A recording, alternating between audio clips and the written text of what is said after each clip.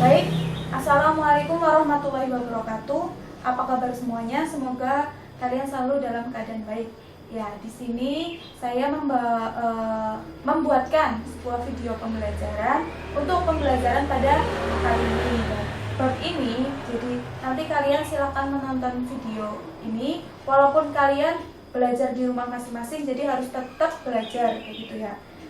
Kenapa ibu buatkan video? Karena kalau misalkan kalian membaca pun ataupun hanya mendengarkan, saya rasa itu cukup sulit dan kurang paham kayak gitu. Jadi karena ini materinya sedikit lebih sulit, jadi ibu buatkan video pembelajaran pada kali ini. Oke? Untuk materi pada siang hari ini yaitu terkait tentang struktur pasar dan keseimbangan pasar. Nah, untuk struktur pasar dan keseimbangan pasar yaitu ada yang akan kita bahas itu tentang permintaan dan penawaran. Pembahasan kita atau indikator kita pada hari ini itu ada yang pertama, menjelaskan tentang pengertian permintaan dan pengertian penawaran. Kemudian ada hukum permintaan dan hukum penawaran. Selanjutnya ada faktor-faktor yang mempengaruhi permintaan dan penawaran. Terus selanjutnya ada kurva permintaan dan kurva penawaran. Kemudian ada pergerakan kurva permintaan dan kurva penawaran. Nah, silakan dipahami ya nanti videonya pada kali ini. Oke, langsung kita bahas ya. Jadi apa sih itu permintaan dan penawaran, Bu? Ya, permintaan dan penawaran mesti kalian itu lebih sering dengar gitu ya. Kalau misalkan dalam jual beli itu pasti kalian sering mendengar, dan di pikiran kalian pasti terlintas kalau permintaan itu, kalau misalkan dalam jual beli itu apa yang diminta oleh kita ataupun sebagai konsumen. Misalkan kita sebagai konsumen, apa yang diminta sebagai konsumen. Kemudian penawaran itu apa yang ditawarkan oleh penjual. Itu adalah pengertian kecil terkait permintaan dan penawaran, dan itu udah betul sekali ya, tapi lingkupnya masih kecil. Ya, kita langsung ke pembahasan. Yang pertama, kita akan bahas terkait permintaan terlebih dahulu. Ya, permintaan ya, pengertian permintaan. Tadi sudah saya singgung ya, terkait permintaan itu sebagai sesuatu yang diinginkan ataupun apa yang diminta oleh kita gitu, kita sebagai konsumen misalkan.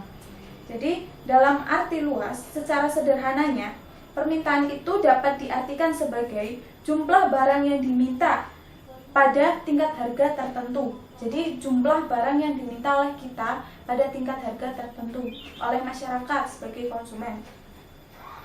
Sehingga secara lebih lengkapnya, permintaan adalah jumlah barang atau jasa yang rela atau mampu dibeli oleh konsumen dengan berbagai harga atau kemungkinan harga tertentu. Pokoknya jumlah barang atau jasa yang diminta oleh konsumen pada tingkat harga tertentu, itu adalah pengertian dari permintaan. Untuk pembahasan selanjutnya yaitu ada hukum permintaan. Nih, sambil dibaca ya bukunya ya. Jadi, sifat keterkaitan antara permintaan terhadap suatu barang dan harganya dijelaskan dengan hukum permintaan. Jadi, hukum permintaan ini bunyinya seperti ini ya. Apabila harga suatu barang itu turun, maka permintaan terhadap barang tersebut akan meningkat. Kenapa? Karena harganya semakin murah. Begitu pula sebaliknya, apabila harga pada suatu barang itu naik, maka permintaan terhadap barang tersebut itu akan semakin berkurang. Hal itu disebabkan karena harganya itu semakin mahal, dan masyarakat juga otomatis ada yang mampu membeli, ada yang tidak mampu membeli. Jadi itu adalah hukum permintaan. Hukum permintaan itu memiliki garis yang berbanding ya. Jadi misalkan harga naik, permintaan barang turun. Jika harga turun, maka permintaan barang itu akan naik. Bisa digambarkan seperti ini. Harga naik, maka permintaan turun. Begitu pula sebaliknya, misalkan harganya turun, maka permintaan naik. Ini harga, ini permintaan, ini harga, ini permintaan. Jadi ini adalah hukum permintaan. Ya, selanjutnya yaitu ada pembahasan terkait faktor-faktor yang mempengaruhi permintaan. Yaitu ada beberapa faktor yang mempengaruhi permintaan. Yang pertama, yaitu faktor harga. Itu faktor yang benar-benar paling signifikan mempengaruhi permintaan gitu ya. Tadi udah dijelaskan, apabila harga naik maka permintaan barang akan turun. Apabila harganya turun, permintaan barang akan naik. Tadi udah dijelaskan seperti hukum permintaan ini.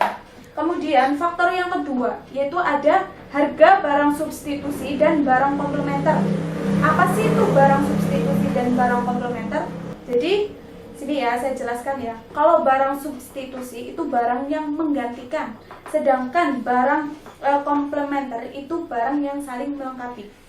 Jadi penjelasannya seperti ini. Misalkan yang pertama itu barang substitusi atau barang pengganti ya. Contohnya seperti ini. Misalkan jika harga tiket kereta api itu naik, maka otomatis barang penggantinya seperti tiket bus itu maka permintaannya akan naik. Kenapa? Karena harga tiket kereta api itu semakin mahal, maka otomatis orang akan cenderung memilih menggunakan bus, kayak gitu ya. Itu adalah barang substitusi. Selanjutnya yaitu ada barang komplementer atau barang yang saling melengkapi. Jadi barang komplementer ini merupakan barang pelengkap atau yang digunakan secara bersama-sama. Contohnya misal seperti ini, ada kopi dengan gula, kemudian ada jarum dan benang, kemudian selanjutnya ada bensin dengan motor. Itu kan saling melengkapi ya. Jadi kalau misalkan misal motor nih mau jalan, kalau mau jalan nggak ada bensin nggak bisa jalan kan. Nah contohnya seperti itu. Kemudian yang ketiga yaitu ada faktor pendapatan. Jadi pendapatan ini memang benar-benar juga mempengaruhi gitu ya, mempengaruhi permintaan. Kenapa? Jika pendapatan konsumen atau pendapatan masyarakat itu naik, maka otomatis barang-barang yang akan dibutuhkan itu akan semakin banyak. Jadi permintaan akan semakin meningkat. Itu adalah terkait pendapatan. Karena apa? Misal aja nih, bayangkan saja, misalkan kalian punya uang banyak, pasti kalian akan membelanjakan uang tersebut kan buat membeli macam-macam gitu, walaupun nggak peduli harganya berapa gitu. Itu adalah faktor yang ketiga, faktor pendapatan. Misalkan pendapatannya itu meningkat, otomatis kebutuhan juga akan meningkat. Itu adalah faktor pendapatan. Kemudian yang ketiga yaitu ada jumlah penduduk. Nah ini jumlah penduduk ini juga sangat mempengaruhi permintaan. Kenapa? Ya jelas ya, kalau misalkan jumlah penduduk di Indonesia ini semakin banyak, maka kebutuhan terhadap barang yang dikonsumsi juga akan semakin banyak. Itu adalah jumlah penduduk, kayak gitu ya. Kemudian faktor yang kelima yaitu ada intensitas kebutuhan masyarakat. Apa sih itu intensitas kebutuhan masyarakat? Jadi intensitas kebutuhan masyarakat itu sama aja dengan kebutuhan yang mendesak. Contohnya, saya kasih contoh di kehidupan nyata ya. Misalkan saat ini sedang maraknya wabah corona gitu ya.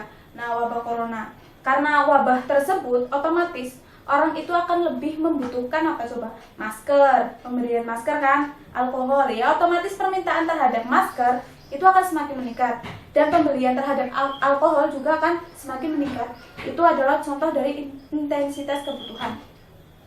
Jadi jika kebutuhan mendesak ya, banyaknya kebutuhan yang mendesak, maka permintaan terhadap kebutuhan tersebut akan semakin meningkat. Untuk yang selanjutnya yaitu ada selera konsumen. Itu udah jelas ya, kalau misalkan selera konsumen sekarang itu lagi suka misalkan makan mie instan nih, misalkan konsumen lagi suka makan mie goreng ya, karena itu konsumen lebih selera makan mie goreng, otomatis permintaan terhadap mie goreng akan semakin meningkat. Itu adalah sesuai dengan selera konsumen. Begitu pula sebaliknya.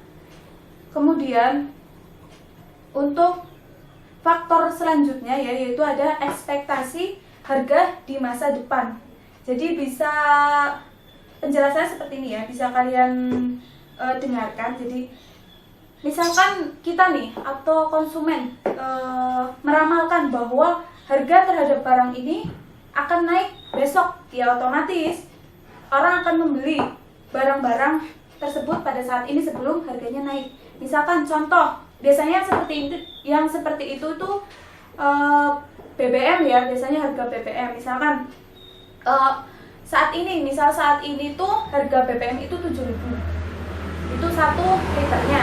Tapi kalian meramalkan dan sudah ada pemberitahuan juga, misalkan diramalkan bahwa besok harga BBM itu akan meningkat jadi 1 liternya 9.000, misalkan seperti itu, maka otomatis orang akan sering orang akan lebih berbondong-bondong menuju ke SPBU untuk membeli bensin ya, membeli BBM tersebut pada saat ini. Jadi sebelum harga tersebut itu naik. Kalau misalkan harganya sudah naik, ya otomatis nggak bisa itu beli, maksudnya udah mahal kayak gitu. Jadi harus dibeli sebelum harga itu naik. Itu ekspektasi terhadap masa depan. Nah, sekarang kita masuk ke kurva permintaan. Bagaimana sih bentuk kurva permintaan itu?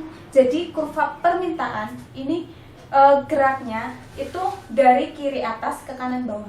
Jadi kalau digambarkan seperti ini ya. Ini adalah kurva permintaan. Misalkan P itu harga, ini Q itu kuantitas atau jumlah barang. Jadi geraknya itu dari sini ke sini, dari kiri atas ke kanan bawah. Misalkan jeruk nih, jeruk 1 kilo saat ini. Ini misalkan untuk barang yang jeruk ya, misalkan ya. Jeruk 1 kilonya sekarang adalah berapa? Misalkan 10.000 nih. 10.000, kita gambarkan 10.000. Maka jumlahnya misalkan di sini adalah 40. Ini adalah jumlah yang diminta 40. Apabila suatu saat ini harganya naik menjadi 12.000, maka permintaan terhadap jeruk tersebut jumlahnya akan semakin turun. Itu ya, bisa dipahami ya. Misalkan ini kan harga awal kita dengan harga 10.000, maka otomatis permintaannya adalah 40. Nah, ini misal 20 ya. 40. Apabila harganya naik menjadi 12.000, maka otomatis permintaan terhadap jeruk maka akan semakin berkurang menjadi 20. Jadi ini menandakan bahwa hukum permintaan ini berlaku dengan harga, begitu ya. Next. Nah, jadi seperti itu ya. Jadi misalkan harga ini tuh semakin naik ke sini, maka otomatis permintaannya tuh akan semakin turun. Jumlah barang yang diminta tersebut itu akan semakin turun. Itu adalah permintaan. Kemudian selanjutnya yaitu ada pergeseran kurva permintaan. Jadi tadi udah dijelaskan ya bahwa hukum permintaan itu apabila harga naik maka permintaan turun. Nah, misalkan ada pergeseran permintaan, itu berarti hukum permintaan tersebut itu tidak berlaku. Karena apa? Kondisinya sudah tidak ceteris paribus. Ceteris paribus itu keadaannya sudah tidak tetap. Jadi misalkan pasti ada faktor-faktor yang mempengaruhi suatu permintaan itu naik. Jadi contohnya seperti ini. Nah, misalkan ini kan adalah permintaan ya, D awal. Kemudian ini bergeser tiba-tiba di sini menjadi D1 dengan harga yang sama 10.000. Nah, permintaan juga akan semakin tambah. Kenapa? Nah, kita telusuri nih alasan kenapa D ini berubah. Itu mungkin yang pertama karena pendapatan kalian itu semakin meningkat. Mungkin karena pendapatan semakin meningkat, otomatis dengan harga 10.000 kalian membeli jeruknya tambah lagi nih, misalkan menjadi 80 gitu. Jadi jika sudah ada pergeseran ini, otomatis hukum ceteris paribus itu sudah tidak berlaku. Dan kalau misal ini kan gesernya ke kanan nih, kalau misalkan kurva ini bergeser ke kanan, itu menandakan bahwa jumlah barang yang diminta itu semakin bertambah. Tapi jika ini bergeraknya itu ke kiri, itu otomatis akan berkurang. Jumlah yang diminta akan berkurang.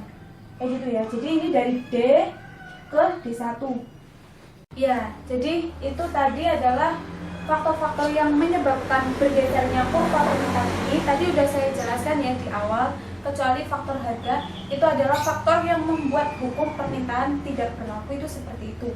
Kemudian kita masuk ke pembahasan yang kedua, yaitu terkait penawaran. Tadi juga udah pas awal juga udah saya singgung ya. Apa itu penawaran? Nah, pengertian penawaran yang pertama itu adalah sejumlah barang atau jasa yang ditawarkan oleh produsen pada tingkat harga tertentu. Jadi penawaran ini kita lihat dari sisi apa? Dari sisi produsen atau sisi penjual. Kalau permintaan itu kita lihat dari sisi konsumen. Itu ya. Kemudian selanjutnya yaitu ada hukum penawaran ya. Hukum penawaran pada dasarnya menjelaskan sifat hubungan antara harga barang dan jasa dengan jumlah barang dan jasa yang ditawarkan pada penjual. Jadi seperti ini. Apabila harga suatu barang itu meningkat, maka otomatis barang yang ditawarkan juga akan meningkat. Jadi otomatis berbanding lurus ya. Tadi kalau permintaan kan berbanding terbalik.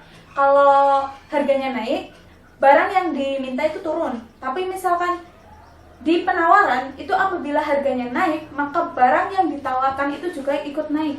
Gitu. Begitu pula sebaliknya, apabila harga pada suatu barang itu turun, maka barang yang akan ditawarkan juga akan semakin berkurang. Itu adalah hukum penawaran. Jadi bisa digambarkan seperti ini ya. Misalkan ini harga barang itu naik, harga naik, maka penawarannya juga akan naik. Barang yang ditawarkan QS ini adalah QS ini adalah barang yang ditawarkan. Kalau tadi itu Q-nya itu Q demand atau barang yang diminta. Kalau ini adalah penawaran, berarti misalkan harga naik, maka barang yang ditawarkan akan naik. Begitu pula sebaliknya, misalkan harganya turun, maka penawaran terhadap barang tersebut itu akan turun juga. Kayak gitu ya. Ya, jadi di hukum penawaran ini berlaku apabila keadaan barang itu keadaannya ceteris paribus. Nah, tadi udah dijelaskan di permintaan ya, ceteris paribus itu dalam keadaan yang sama. Tuh, nggak ada perubahan-perubahan kayak gitu, nggak ada faktor-faktor lain yang membuat keadaan itu berubah. Ya, selanjutnya yaitu kita akan membahas terkait faktor yang mempengaruhi penawaran. Faktor-faktor yang mempengaruhi penawaran itu apa aja sih? Jadi yang pertama itu ada harga jual itu sendiri ya. Harga barang, maksudnya harga barang itu sendiri. Jadi tadi udah dijelaskan, misalkan harga terhadap suatu barang naik, maka di sini produsen cenderung akan menambah jumlah produksi. Karena akan menambah keuntungan gitu otomatis ya, karena dilihat dari sisi produsen. Kemudian yang kedua yaitu ada biaya produksi. Jadi dijelaskan jika biaya produksi itu mengalami kenaikan, maka harga barang kan cenderung naik sehingga produsen cenderung mengurangi jumlah produksinya. Akibatnya jumlah penawaran pun akan berkurang. Begitu pula sebaliknya. Itu adalah biaya produksi. Kemudian yang ketiga yaitu ada teknologi yang digunakan. Misalkan suatu perusahaan ya semakin canggih alat-alat yang digunakan untuk memproduksi, maka akan semakin cepat untuk memproses produksinya gitu ya. Semakin cepat memproses produksinya sehingga produk yang dihasilkan itu akan semakin banyak dan biaya produksinya juga akan semakin berkurang. Kemudian yang keempat yaitu ada pajak. Jadi pajak yang naik akan menyebabkan harga jual jadi lebih tinggi sehingga perusahaan menawarkan lebih sedikit produk akibat permintaan konsumen yang turun. Itu adalah pajak. Kemudian yang kelima yaitu ada harga barang lain. Jadi di sini ya misalkan suatu barang yang ditawarkan dapat bertambah karena menurunnya harga barang lain. Contoh misalkan perusahaan ini memproduksi dua macam barang, yaitu ada sepatu dan tas. Misalkan kalau harga tas kulit itu cenderung turun, maka perusahaan akan mengurangi produksi barang tersebut dan akan menambah produksi sepatunya gitu. Karena harganya tetap gitu, lebih tetap. Ya, selanjutnya yaitu ada kurva penawaran. Jadi bentuknya seperti ini, berbeda dengan kurva permintaannya. Nah, kurva penawaran. Misalnya ini kurva ya. Ini harganya, ini jumlah Nah, jadi gerakannya yaitu dari kiri bawah ke kanan atas. Jadi penawarannya seperti ini. Nah, tetap ya. Misalkan harga barang segini, jumlah yang ditawarkan segini. Jadi ini berbanding lurus ya.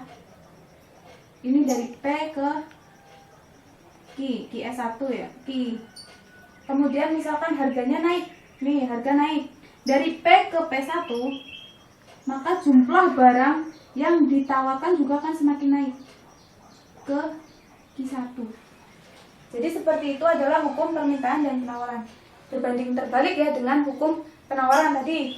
Nah, hukum permintaan maksud saya. Jadi ini berbanding terbalik dengan hukum permintaan.